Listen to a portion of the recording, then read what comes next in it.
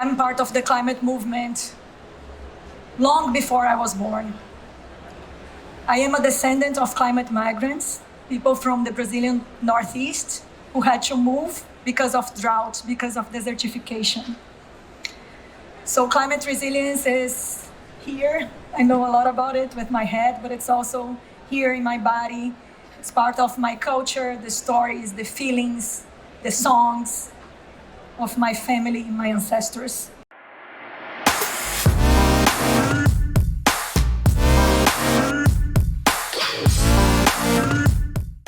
É daqui que eu conheço a crise climática, das minhas histórias de família, das músicas da minha região, Asa Branca, né? Quem é nordestino conhece essa música que diz: quando olhei a terra ardendo, qual fogueira de São João, me perguntei a Deus do céu por que tamanha desolação. Que fogueira, que fornalha, nem um pé de plantação, por falta d'água, perdi meu gado, morreu de sede meu alazão. Essa é uma música que fala de migração climática, né? No Brasil a gente usa essa palavra retirantes e diz que essas pessoas se moveram por razões socioeconômicas, quando na verdade eu falo isso como um ato político. Isso é migração climática. A gente já sabia que o clima estava mudando, a gente já sabia que os seres humanos estavam acelerando o processo de aquecimento global. Então, a mensagem que fica para mim, a mensagem do meu coração, é: vamos olhar para a nossa história, quem realmente somos, e vamos garantir que migrações climáticas fiquem no nosso passado e não mais no nosso futuro. Where I come from, I can see, I can touch, I can smell, I can taste the climate crisis every day. So I would say my sense of urgency to deal with the climate crisis is above average. Yet, what I'm doing today is not talking about urgency. It's not offering an action plan, a roadmap. It's actually inviting you to slow down, to pause, and to wonder what building with tomorrow in mind even means. Ação climática é sobre emissões e emoções. A gente precisa entender a dimensão relacional da crise climática. A gente precisa encarar a dimensão social, que é a justiça climática. A gente precisa fazer isso com seriedade, né?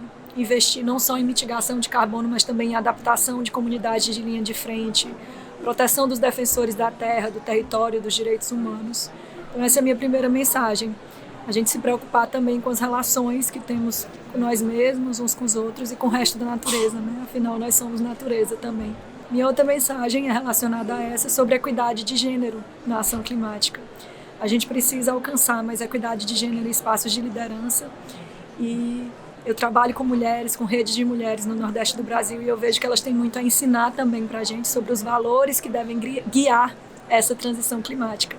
Então esse é o meu trabalho com a Filha do Sol, e a gente tem diversas parcerias, inclusive com o Women's Earth Alliance, para criar uma rede de liderança e uma escola de clima liderada por mulheres. Tomorrow is something, it doesn't exist for everyone. And planning, as I learned, is a luxury. Uncertainty does this to you. For a lot of people who live close to the poverty line, below the poverty line, this notion of planning is very distant. And I learned with indigenous leaders like Wanda Witoto that in indigenous cosmologies, the sense of past is much stronger than the sense of future. I learned, for example, with Ailton Krenak, a Brazilian indigenous leader, that the future is ancestral, that most of the solutions that we need to climate change, to sustainability, are in the past.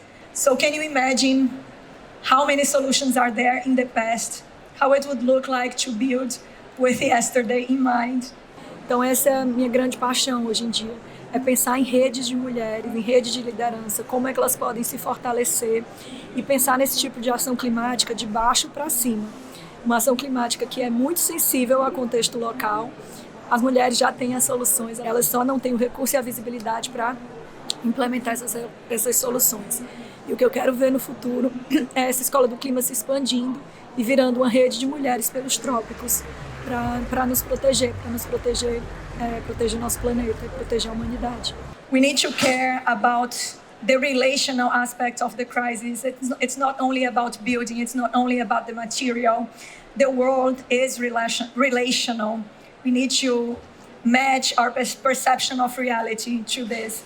Our world needs us to care about ourselves, about one another, about people in the front lines of the climate crisis. Antes de vir para cá para o evento, eu recebi uma mensagem do meu diretor financeiro dizendo: vamos precisar cortar os salários. E isso eu compartilho com vocês com muita vulnerabilidade para mostrar o quanto é difícil ainda o acesso a recurso do sul global, recurso do norte global pelo sul global, e principalmente para mulheres. Então, para vocês terem ideia, esse é um problema sistêmico, não é um problema só da minha ONG. 90% de todos os recursos filantrópicos vão para organizações lideradas por pessoas brancas, 80% lideradas por homens, e só 0,2% vão para iniciativas de mulheres e meio ambiente. Então essa é uma bandeira que eu carrego. A gente precisa promover a equidade de gênero no acesso ao financiamento climático. E a gente precisa fazer esse dinheiro fluir para o sul global, para as comunidades da linha de frente. Então eu diria que hoje o financiamento, principalmente financiamento estrutural para organizações como a minha, que são conectoras, ele precisa existir. A gente precisa colocar isso na frente das nossas discussões sobre como a gente vai fazer a transição climática. E a gente precisa de mais acesso a editais, de mais acesso a esse tipo de financiamento, como eu falei, estrutural, que permita que a organização se planeje em longo prazo. For example, I come from Latin America. This is the region that kills environmentalists the most. 75% of people who were killed to protect their land, their environment, are in Latin America.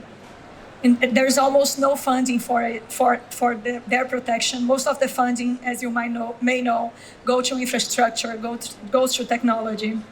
I'm not saying that we don't need to build. Actually, we need to build. We need to keep building, especially in cities like mine, where most of people live without basic sanitation, including myself. My village has no basic sanitation, and 17% of the population in Brazil lives in areas with no basic sanitation.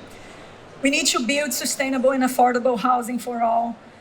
Today, 1.6 billion people are homeless or living in slums like this. And with displacements due to climate change, this number will increase. Every urban construction work that leads to less car, walkable cities, services at the local level, better public spaces, all of this is welcomed.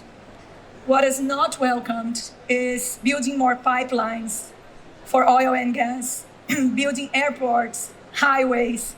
Pensando agora nisso, o que eu vejo de recursos chegando para a minha região, do Piauí e Nordeste, são recursos para energias renováveis. O governo tem investido em energia solar, eólica e no hidrogênio verde. Eu realmente não tenho visto muito recurso para adaptação climática, nem para proteção de comunidades de linha de frente, nem para defensores de direitos humanos. E é isso que eu falei na apresentação. A gente precisa olhar não só para o aspecto material da crise, né, energia no sentido literal, a gente precisa sim produzi-la, mas a gente tem que também olhar para o aspecto relacional, né, que esse outro tipo de energia. Recentemente eu escutei a ministra Sônia Guajajara falando disso. Existe uma matriz energética que os povos indígenas já conhecem há muito tempo, que pode nos inspirar, que é uma ação climática mais baseada nas relações humanas, nas relações com o restante da natureza. And we also need to be aware of when we think we are doing it right. For example, when we are building walls for flood protection. I'm not saying that we should not build walls. I think in some cases they are necessary. But just think about other nature-based solutions for flood adaptation, for erosion control. For example, mangroves. They are cradles for wildlife. They are where people get food and clean air. They mitigate carbon. All of this adds so much value to this measure for flood adaptation. I remember talking to one of the women from my women's network in Maranhão, and I presented her this concept of carbon sink. I said to her, mangroves are carbon sink. And she answered, no, mangroves are my body, are my body. It's what I eat, it's what I breathe. And I learned so much about her relationship with the mangroves from this answer. Tem tanta coisa que me deixa com raiva, mas uma delas é eu vi hoje nesse evento, assim, já ouvi algumas vezes na minha vida, pessoas com grande poder de decisão, que podem escolher entre uma opção certa ou errada, entre uma opção que destrói a natureza ou uma opção que regenera a natureza. E aí eles às vezes vêm com uma resposta que está muito antiga e está muito ultrapassada, que é: eu vou precisar escolher isso que destrói a natureza, porque se eu não fizer, outra pessoa vai fazer, outra empresa vai fazer, e eu não quero perder o cliente. E eu fico com muita raiva disso. O tempo dessa resposta já passou. So what I'm advocating here is, look, we are a very new species. We are babies. We are here for 300 to 200,000 years. And the Earth is 4.54 billion years. So Pachamama, a Mãe Terra, our mother, she's wiser than us. She knows what she's doing. Let's trust her. Let's make sure that our work is helping her to work better. E o que me deixa muito otimista, eu realmente vejo um movimento de liderança climática acontecendo, ganhando vida, ganhando força, ganhando forma. Um movimento que vem da alma, que vem do coração, que vem de entender relações. Fico muito otimista com as mulheres que eu conheço na rede de mulheres do Delta. Eu fico muito otimista com o movimento de quebradeira de coco babaçu no Nordeste brasileiro, com a Remo Humana, que é a rede de mulheres dos mangues amazônicos. Fico muito otimista com ativistas como a paquistanesa Aisha Sadika, que fala de clima com poesia.